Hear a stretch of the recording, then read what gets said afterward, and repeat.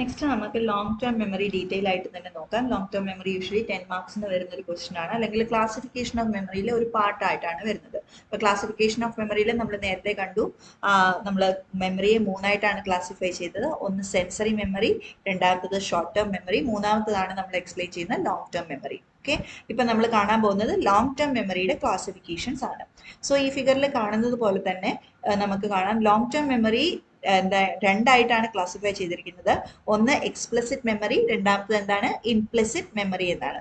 Explicit memory എന്ന് പറയുന്നതാണ് conscious ആയിട്ട് നമ്മൾ ഡെവലപ്പ് ചെയ്യുന്ന മെമ്മറി, അതിനെയാണ് നമ്മൾ എക്സ്പ്ലിസിറ്റ് മെമ്മറി എന്ന് പറയുന്നത്. എന്നാൽ ഇംപ്ലിസിറ്റ് മെമ്മറി എന്താണ്, അൺകോൺഷ്യസ്ലി ജനറേറ്റഡ് ആയിട്ടുള്ള മെമ്മറിയാണ് നമ്മൾ ഇംപ്ലിസിറ്റ് മെമ്മറി എന്ന് പറയുന്നത്.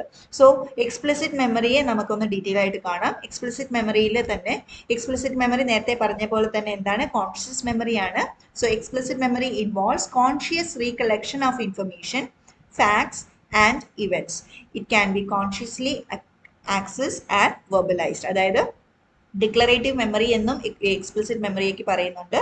അത് കോൺഷ്യസ് ആയിട്ട് നമ്മൾ എന്താ പറയുക ഇൻഫർമേഷനെ കളക്ട് ചെയ്യുന്നതും റീകളക്ട് ചെയ്യുന്നതുമാണ് എന്ത് എക്സ്പ്ലിസിറ്റ് മെമ്മറി. അപ്പം എക്സ്പ്ലിസിറ്റ് മെമ്മറിയുടെ രണ്ട് ടൈപ്സ് ആണ് പറയുന്നത്. ഒന്ന് എപ്പിസോഡിക് മെമ്മറി, രണ്ട് സ്കീമാറ്റിക് മെമ്മറി എന്നാണ്. സോ എപ്പിസോഡിക് മെമ്മറി എന്താണെന്ന് നോക്കാം. എപ്പിസോഡിക് മെമ്മറി എന്ന് പറയുന്നത് നമ്മൾ എക്സ്പീരിയൻസ് ചെയ്തിരിക്കുന്ന ഇവന്റ്സിന്റെ മെമ്മറിയാണ് എപ്പിസോഡിക് മെമ്മറി എന്ന് പറയുന്നത്. So memory of personal experiences and specific events including the context in which they occurred, അതാണ് നമ്മൾ പറയുന്നത് എന്താണ് എപ്പിസോഡിക് മെമ്മറി. അതായത് ഒരു എപ്പിസോഡായിട്ട് നമ്മൾ ഓർത്തു വെക്കുന്ന കാര്യങ്ങൾ, നമ്മൾ എക്സ്പീരിയൻസ് ചെയ്തത്, എവിടെയാണ് അത് സംഭവിച്ചത്, എപ്പോഴാണ് സംഭവിച്ചത്, അപ്പൊ നമുക്ക് എന്താ ഫീൽ ചെയ്തത്. അതായത് ഇപ്പൊ നമ്മളൊരു എന്താ പറയാ നമ്മൾ ഒരു ബർത്ത്ഡേ പാർട്ടി ആലോചിക്കുക, നമ്മൾ പോയൊരു ബർത്ത്ഡേ പാർട്ടി, അല്ലെങ്കിൽ നമ്മുടെ തന്നെ ഒരു ബർത്ത്ഡേ പാർട്ടി, അപ്പൊ അല്ലെങ്കിൽ നമ്മൾ എന്താ ഫസ്റ്റ് ഡേ ഓഫ് സ്കൂളിൽ ആദ്യത്തെ ദിവസം പോയപ്പോൾ എന്തൊക്കെയായിരുന്നു അവിടെ നടന്നത്, അങ്ങനെയൊക്കെ ഉള്ള കാര്യങ്ങൾ നമുക്കിപ്പോൾ ഓർമ്മയുണ്ടെങ്കിൽ അതിനെയാണ് നമ്മൾ എന്ത് പറയുന്നത് എപ്പിസോഡിക് മെമ്മറി എന്ന് പറയുന്നത്. ഓക്കെ, എപ്പിസോഡിക് മെമ്മറി എന്ന് പറയുന്നത് എന്താണ്, നമ്മൾ തന്നെ എന്താ പറയാ ഒരു ആ പ്രോസസ്സിൽ കൂടെ കടന്നു പോയിട്ടുണ്ട്, ആ ഒരു എപ്പിസോഡ് നമ്മൾ ലീവ് ചെയ്തതാണ്, അതിനെ നമ്മൾ റീകളക്ട് ചെയ്യുന്നതാണ് എന്ത് എപ്പിസോഡിക് മെമ്മറി.